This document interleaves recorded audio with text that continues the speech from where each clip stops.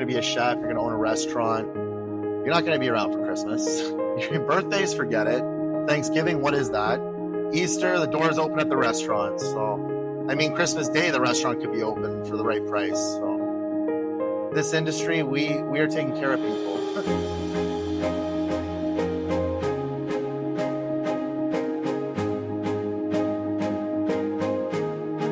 Sometimes I feel like we're prostitutes, you know, like we're in the pleasure business, that's for sure. We make sure to create experiences that people remember for a lifetime, and that's what we try to do daily. So, and so doing that, there doesn't leave much time for anything else. Right?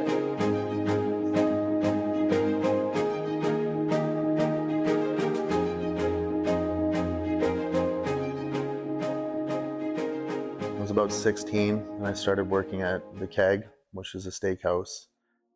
Back then it was almost considered fine dining because, you know, we're a little behind in Canada. I worked long hours for a 16-year-old and I loved it. I was addicted right away. I think some people believe this industry is not a career. You know, some people would ask me, what are you gonna do when you grow up? And how insulting. But yeah, no, I chose it was time to continue learning. So I packed my bags and I went to South America. And there was moments where, you know, the director of food and beverage was telling me I'm not cut for this industry. You know, this was a grueling time. We're talking 2008, 2009 recession. I was even told to give it up. And at this point I'm thinking, you know, like, I'm dedicated, I've gone to school, I've given up a long-term relationship, I've spent time in South America studying, and now my own food and beverage director is telling me to off. So that made me more hungry. I cried, I was upset, as any normal person would be. But, you know, I worked through it, and around that time, Dimitri was one of my managers, and he kind of pulled me aside and, you know, told me not to completely lose sight, but he basically told me I was too. So I took a different way and maybe the long route, but I kept pushing, kept working. One day Dimitri came to me and basically offered me a chance to really get serious about this industry. I was the head server at the time and we were in a union environment, so I was the head of health and safety for that department. And Dimitri had offered me basically a layup, a freebie to go be the restaurant manager at Glen Abbey. And at this point I'm 24 years old, I'm young. I go do, you know, multiple interviews. I think I got interviewed by 5 people that day. I think I felt drunk after, it was so much, but I took it in. And this is a point to me where you're going to the best golf course arguably in Canada, you know, home of the Canadian Open. Tiger Woods has won there. Food and beverage program is serious. So I went there, very blue. And, you know, I didn't know what I was getting myself into. We had 2 restaurants. We had a bistro and we had a dining room called 18, which is on the fairway. And I had, you know, 15 staff on that side, another 10 staff in the bistro. And I met an amazing chef at that point. And his name's Jamie Hussey. And, I mean, he's probably one of the top 10 in Canada for me. And he took me and helped create a monster. He showed me hard work, dedication, but mark my words, it's all sacrifice.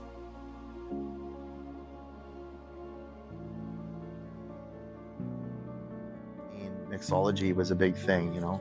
Everybody wants to be a mixologist, so we adapted that, and it was something that I had kind of formulated before opening the restaurant here at Glen Abbey. We brought in some new ideas for cocktails, things guests hadn't seen, you know, using cotton candy, smoking drinks. We weren't the first to do it, but we perfected it in our way. Our mother sauces will always be dear to our heart. Those are some recipes that come from Calabria that are almost 100 years old that I won't touch. I wouldn't touch them, you don't touch them. The simplicity of the Italian food really is that we let the ingredients speak louder.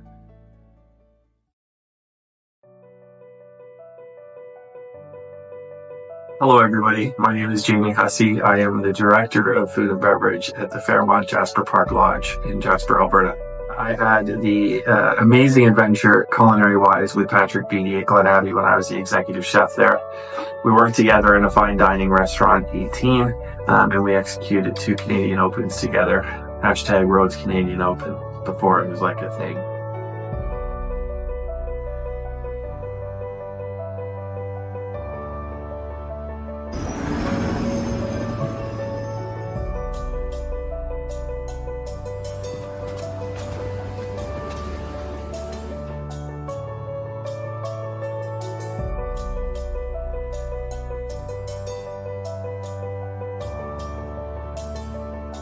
He is single-mindedly the most tenacious chef that I've worked with in a long time.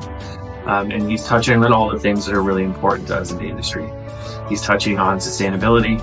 He's touching on work-life balance. He's touching on conquest and competitive nature of our business, and all while trying to do it in a beautiful little restaurant in Campbellville, Ontario.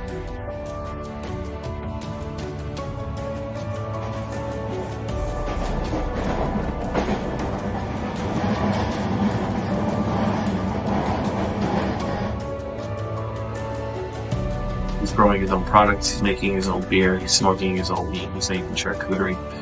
And I will honestly say, for a majority of this, he is self-taught, and I'm super proud that he has inspired so many, and he's inspired himself to continue on the learning path, because what we do is a journey, it's never a destination.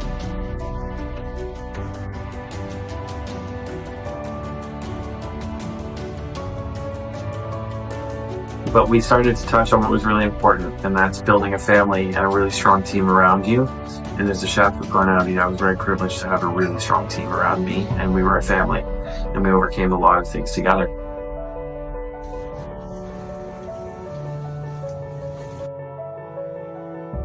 So all those cooks out there, that's what it's about. This is about the grind, but it's about the success and about having a family and having someone to lean on and coming together to oversee things and create great memories for everybody else.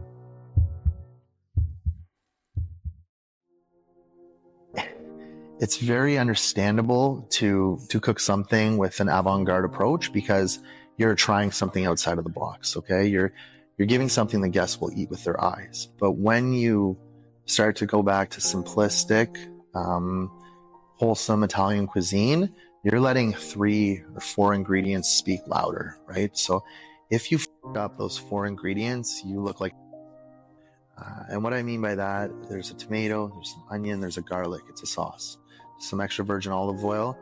When you do something wrong with that, maybe you burn it, you overcook your onions, you caramelize them, it will change the flavor profile.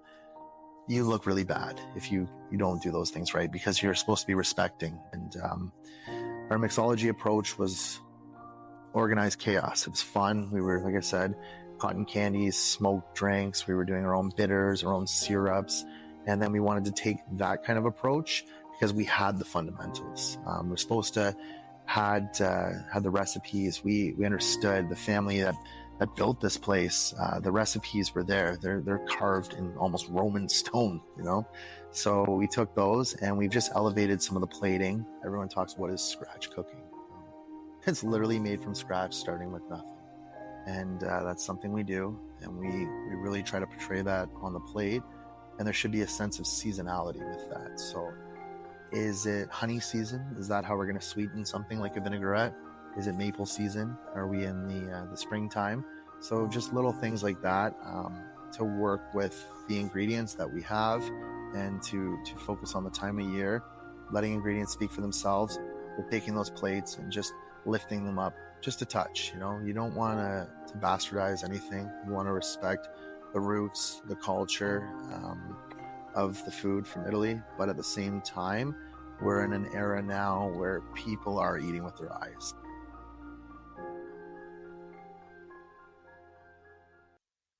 Very good. I'm looking for pumpkins. The pumpkins, we are out of that pumpkins, which we put on the like Halloween stuff, right? No, the really small pumpkins. Oh, the small pumpkins, yeah, we are out of that too. The big ones and the small ones, both. What about the medium ones? We don't have any of the pumpkins. That's No. what I... Okay, so that would have been better just to say from the beginning. Okay, just because I waited 19 minutes, but no baby pumpkins, like gourds. You know a gourd? We don't have that one too. Are you sure about that, or? Yeah, I am just checking into system. I am not able to see any of the pumpkins right now, and they are like, I'm not able to see whether it's coming or not. It's like, we don't have any delivery. Oh, okay. Yep, but I really apologize for that. Thank you. No. So we're going to go right to the pumpkin patch.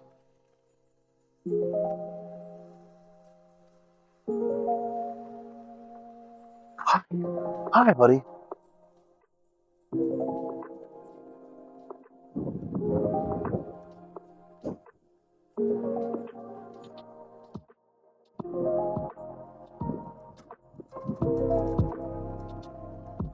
Well, I guess you can tell what season it is. I mean, there's pumpkins everywhere. Clearly it's fall.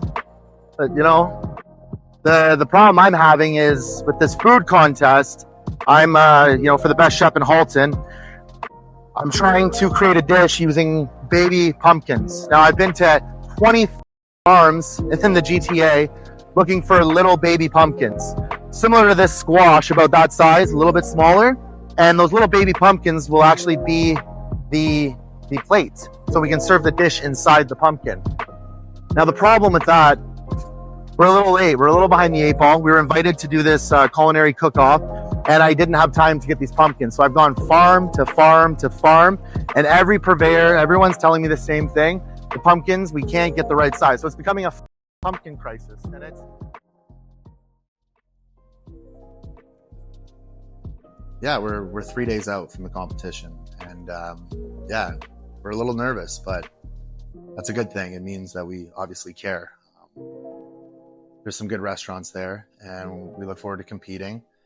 But the truth is, we don't know what they're doing. We don't know the dishes. All we know is what we've prepared, and we're standing behind it with a full heart. They say that the person who wins is the best restaurant in Halton. That's ridiculous. Of course it's ridiculous. I mean, there is no best restaurant or best chef, but winning this thing, it'll help us for sure. And it'll continue to show people that we're serious about our craft, and we're gonna go and we're gonna hold nothing back. And it's something we all have to be proud of. But we are a bit nervous for sure.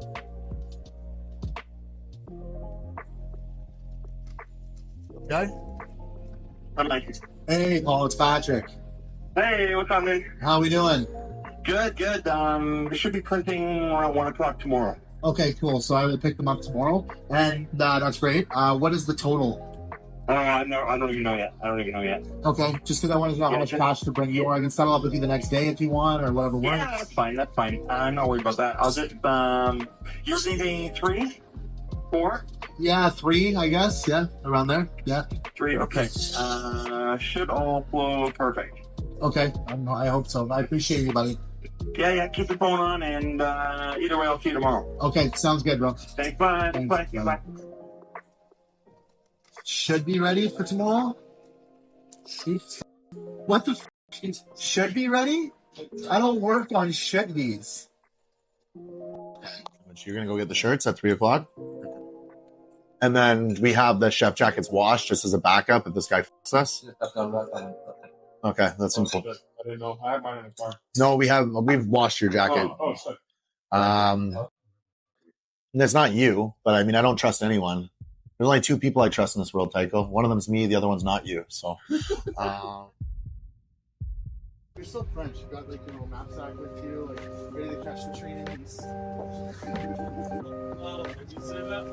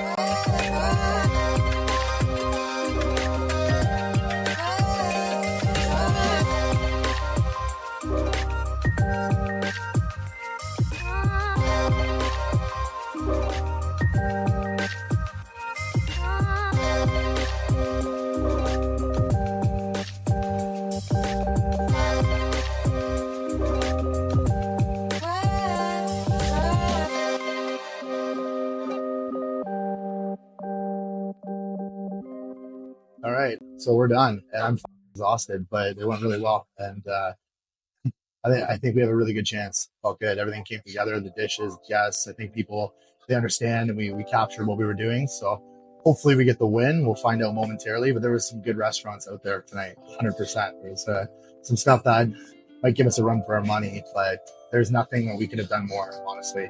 We had blood, sweat, and tears. We were here ready. 6 in the morning, we were up. So if we could go back and change something, I don't think it would make a difference at this point. So hopefully we go out there, and the next clip in this documentary is the big win. So we'll find out pretty soon, won't we?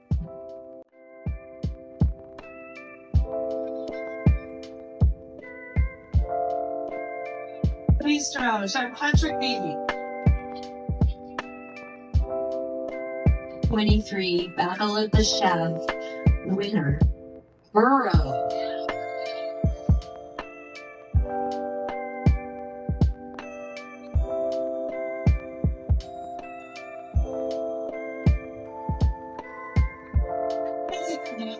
Chat reviews.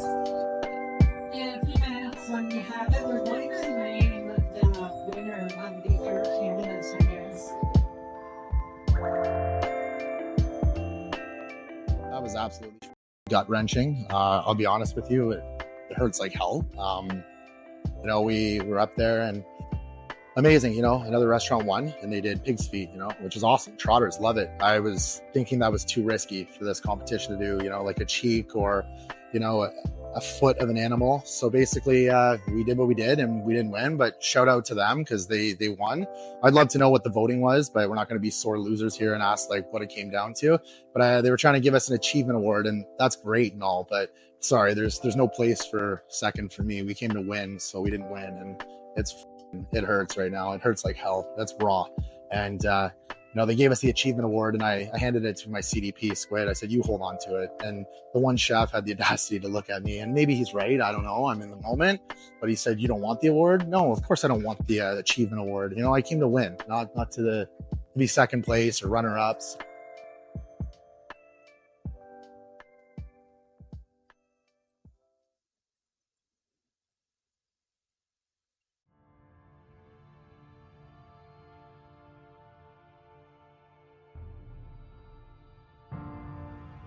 We may not have won this one, but we were competitive and we all came together. We're a team, and in our hearts, we know we laid it on the line. And we're going to do exactly what we did then tomorrow, because that's who we are. We are organized and we're chaotic.